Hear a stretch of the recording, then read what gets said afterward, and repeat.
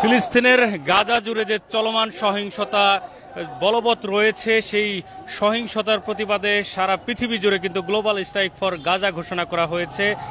এই কর্মসূচিকে ঘিরে সারা পৃথিবীর বিভিন্ন স্কুল, কলেজ, বিশ্ববিদ্যালয় সহ সরকারি বেসরকারি বিভিন্ন প্রতিষ্ঠানকে আজকে বন্ধ ঘোষণার দাবি জানিয়েছেন গাজাবাসী। তার ওই প্রেক্ষিতে আমরা কিন্তু দেখছি যে আজকে বাংলাদেশের সারা দেশের বিভিন্ন জায়গা জুড়ে কিন্তু গ্লোবাল স্ট্রাইক ফর গাজা এই কর্মসূচিটি পালন করছেন ছাত্র জনতা সকলে মিলে।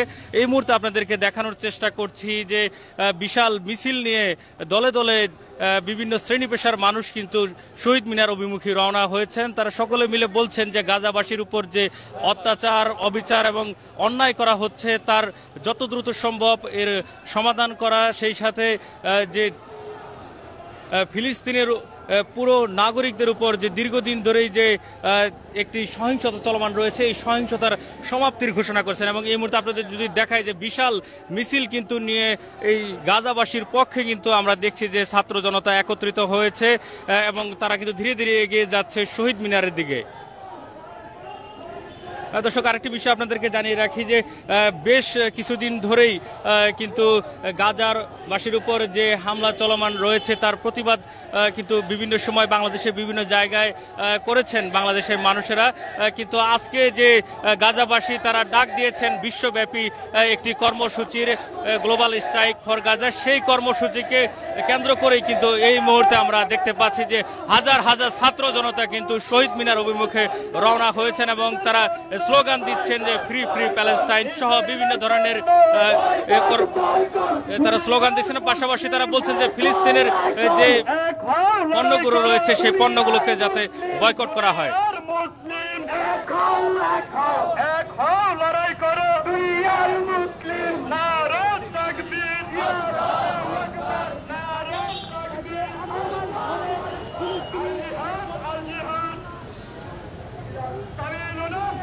এই মুহূর্তে আপনাদেরকে যদি দেখাই যে বেশ কিছু মানুষ তারা কিন্তু হাজার হাজার যে ছাত্র জনতা তারা কিন্তু এগিয়ে যাচ্ছেন শহীদ মিনার অভিমুখে। আমরা এখানে দেখছি যে বিভিন্ন শ্রেণী পেশার মানুষ কিন্তু অংশগ্রহণ করেছেন।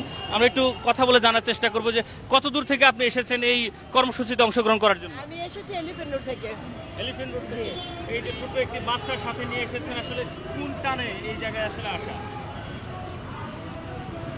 অ্যাকচুয়ালি এটা মুখে আপনাকে আশা প্রকাশ করতে পারবো না।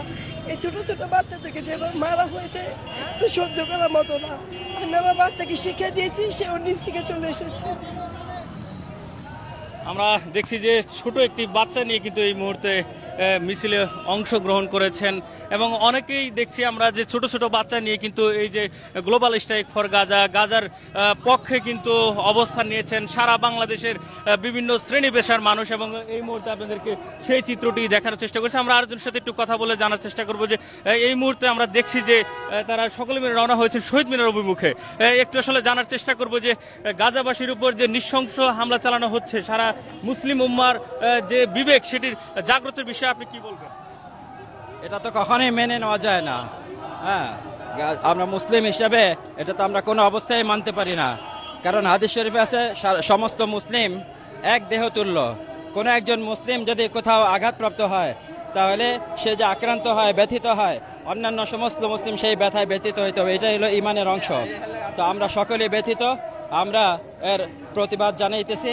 আমরা ইসরায়েলের ধ্বংস কামনা করতেছি, ফিলিস্তিন সাধনা কামনা করতেছি। এখানে আমরা দেখছি যে আরো বেশ কিছু ছাত্র জনতা যারা রয়েছেন অনেকে কিন্তু শিশু, বাচ্চা এবং ছোট ছোট বাচ্চাদেরকে সাথে করে নিয়ে এসেছেন। আমরা একটু জানার চেষ্টা করব কত দূর থেকে আপনারা এসেছেন? আমরা লালবাগ থেকে এসেছি। লালবাগ থেকে কতক্ষণ থেকে পায়ে হাঁটছেন? আসলে অনেকক্ষণ থেকে হাঁটছি। এর আগে কখনো এরকম কোনো মিছিলে অংশগ্রহণ করা হয়েছিল কিনা? জি, এই যে জুলাইয়ের সময়। জুলাইয়ের সময় এই যে ছোট ছোট বাচ্চাদেরকে সাথে করে নিয়ে আসার যে উপলক্ষ সেটি যদি একটু বলতেন। মুসলমানদের জন্য করতেছে এটা, আমাদের ভাই বোনদের, আমাদের বাচ্চাদের কষ্ট দিচ্ছে ইসরায়েলরা।